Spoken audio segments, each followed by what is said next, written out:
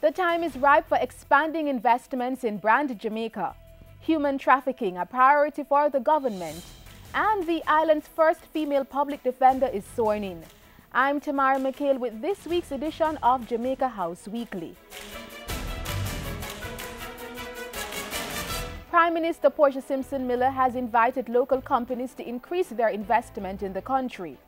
Pointing to the continued fall in world oil prices and improvements in Jamaica's economic management, Mrs. Simpson Miller says it's a good time for business expansion. There is significant improvement in the management of the economy. The business climate is better, and this view is supported by the World Bank, the reputable Forbes magazine, and local business confidence surveys. At the same time, ladies and gentlemen, the lowering of world oil prices is providing a cushion and a window for business consolidation and strategic expansion. The Prime Minister was speaking after a tour of Lasco Manufacturing Limited's plant at White Mile, St. Catherine. The $2 billion upgrading exercise created 300 new jobs. After viewing the Lasco operations, Mrs. Simpson Miller commended local companies that have been sharing better financial management and passing on the savings from reduced oil prices to customers. I want to commend those companies that have found it possible and important to pass on some of those costs reductions through lower prices to our consumers. Some companies might choose to reinvest some of their cost savings to expand production and to create jobs.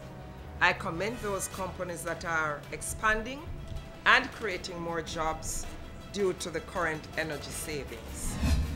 Last Thursday, the Prime Minister joined calls for Jamaicans to return, reconnect and rebuild with God at the 35th National Leadership Prayer Breakfast. I believe in partnership.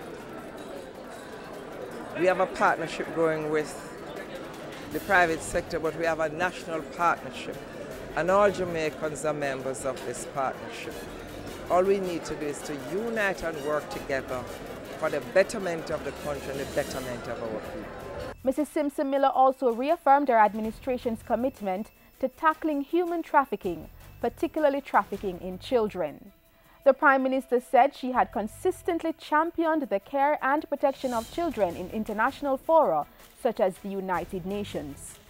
Proceeds from this year's National Leadership Prayer Breakfast will go towards the Negril-based Theodora project.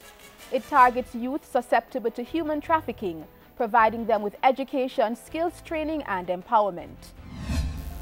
Today is a very special and historic occasion for our nation as we continue to serve the people of Jamaica and protect and preserve the human rights of all, especially the poor and disadvantaged. Prime Minister Portia Simpson Miller was speaking at Friday's swearing-in ceremony for Arlene Harrison Henry, the island's third public defender and the first female head of the office.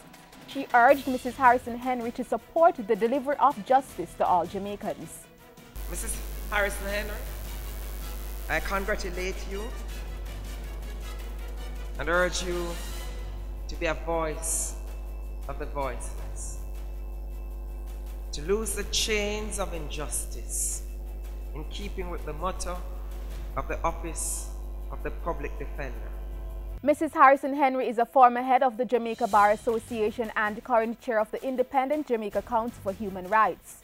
The Prime Minister said she was an ideal selection for the post, adding that the appointment was a result of her long track record as well as a testament of the island's progress in advancing gender equality. I am proud that under my watch, Jamaica has moved from a position of gender inequality in the workplace, especially when it comes to top management positions, to one of true gender equality. Jamaica is now the leading example of the world in this regard. In a recent International Labour Organization study, Jamaica topped 106 countries, with 60% of women in top management positions in the world. Sport received major focus this past week from ministers at Jamaica House. On Wednesday, Prime Minister Simpson Miller hosted a cocktail reception for swimmer Alia Atkinson and boxer Nicholas Axman Walters at Vale Royal. As she toasted the guests of honor, Mrs. Simpson Miller said Atkinson and Walters were examples of humility being the hallmark of greatness.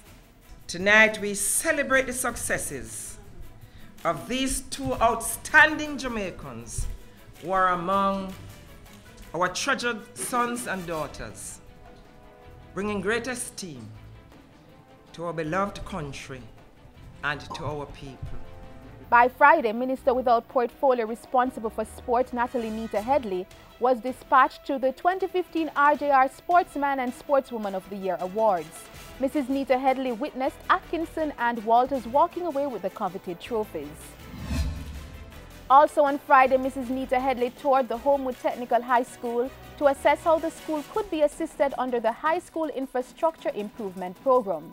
The dominant athletics school is interested in having a third field installed with hopes of converting it into a football field. At the consultation, Mrs. Nita Headley implored the stakeholders to seek out the support of past students and other sources to complement the assistance being offered by the government. I implore you, at some point in time, while this opportunity exists, you'd have to concentrate at this time on what would be your priority. Either you'd want us to establish that field as your third field with a vision of perhaps later on introducing a track, right? Or you use an existing field which has the space, has the capacity to place a track, and you are willing to partner. Then personally, as an old girl from this school, I certainly wouldn't want to miss that opportunity. And last week found the Prime Minister continuing to build on Jamaica's long-standing relationship with the People's Republic of China. On Friday, the Prime Minister welcomed the Vice Chairman of the Standing Committee of the National People's Congress of the People's Republic of China, Zhang Baowen. Mr. Baowen was on a two-day visit to the island where he met with other government officials, including the Governor General and the Leader of Opposition. That's where we leave you on this week's edition of Jamaica House Weekly. Join us next time for more of the stories coming out of the office of the Prime Minister.